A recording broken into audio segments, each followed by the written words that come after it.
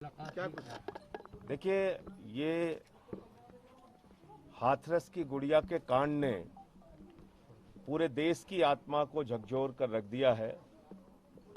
पूरा देश इस घटना को लेकर विचलित है, सड़कों पर उतरा है और परिवारजनों से अभी जो बातचीत हुई, माता पिता ने जो बताया, जिस तरह से योगी सरकार ने इस पूरे मामले पर पर्दा डालने की कोशिश की, दरिंदों को बचाने की कोशिश की, इससे बहुत स्पष्ट होता है कि योगी के राज में बेटियों के लिए कब्रगाह बन गया है उत्तर प्रदेश।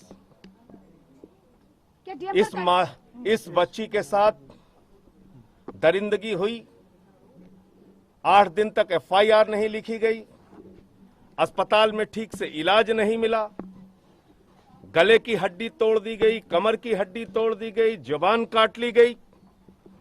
इतनी दरिंदगी और हैवानियत के बाद अत्याचार की पराकाष्ठा देखिए कि मृत्यु होने के बाद शव भी परिवार को नहीं दिया गया। ऐसी जालिम सरकार हिंदुस्तान में कभी किसी ने नहीं देखी होगी कि परिवार को चेहरा तक नहीं देखने दिया गया। और जब जला दिया गया शव को, सारे सबूत मिटा दिए गए, दूसरे दिन योगी सरकार के अधिकारी का बयान आता है कि गुड़िया के साथ बलात्कार हुआ ही नहीं।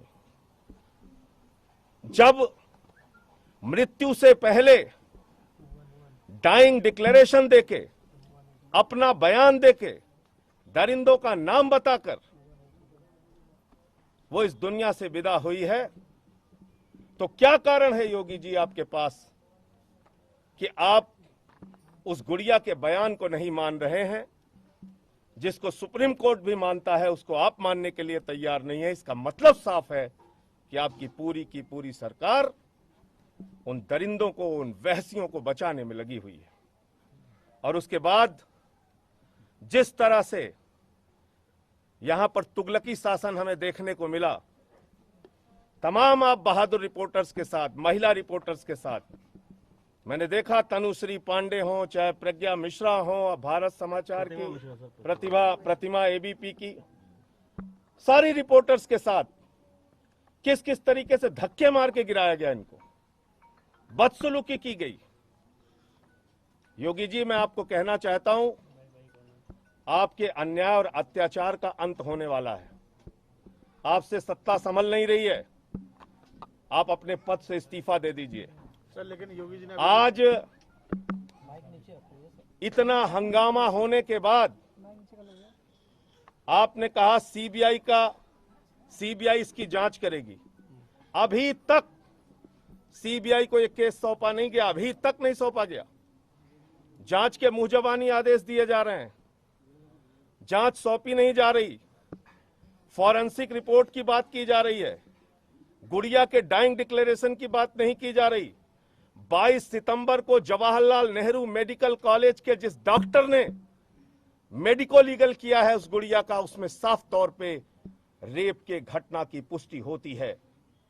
अगर मेडिकल रिपोर्ट कह रही है कि रेप हुआ है, अगर गुड़िया का बयान कह रहा है कि उसके साथ दरिंदगी हुई है, तो उसके बावजूद अगर योगी सरकार बेशर्मी के साथ उन दरिंदों को बचाने पे लगी है, तो इसका मतलब साफ है कि बेटी बचाओ का नारा देने वाले, अपने आप को चौकीदार कहने वाले, एंटी रोमियो स्क्वाड बनाकर महिलाओं की सुरक्षा का दावा करने वाले, ये लोग चिन्मयानंद के पक्ष में खड़े होने वाले हैं, ये लोग कुलदीप सेंगर के पक्ष में खड़े होने वाले हैं, ये लोग इन दरिंदों के पक्ष में खड़े होने वाले हैं।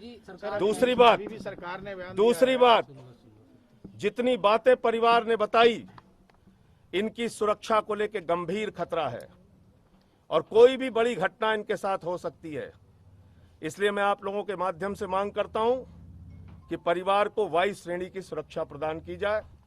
इस पूरे मामले की सुप्रीम कोर्ट के जज के निगरानी में जांच कराई जाए। सीबीआई की जो जांच हो रही है वो सुप्रीम कोर्ट के जज की निगरानी में हो, और जिन लोगों ने इस मामले पे, रेप के मामले पे पर्दा डालने की कोशिश की या यहां पत्रकारों से अभद्रता की, विपक्ष के लीडर्स को आप जानवरों की तरह मार रहे हो। किसी को धक्का देके गिरा दे रहे हो, किसी का हाथ पकड़ के खींच ले रहे हो, किसी को लाठियों से पीट रहे हो, दादागिरी मचा रखी है। इसलिए, और मैं अभी आया हूं यहां पे, आप देखिए पूरा छावनी की तरह तब्दील कर रखा है। जैसे मालूम हो रहा है कि ये हिस्सा इस गरीब बेटी के घर का हिस्सा हिंदुस्तान में आता ही नहीं।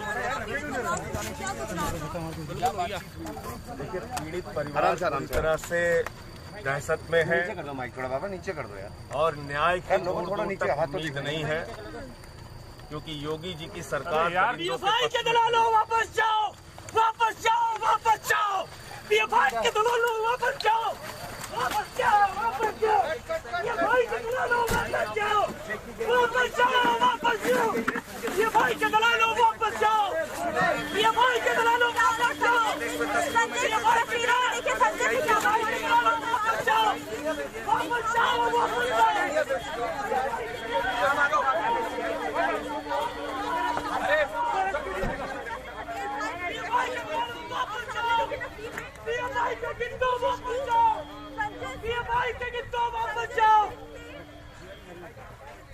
ये लोग यहाँ राजनीति करने आए हैं, गीत तो है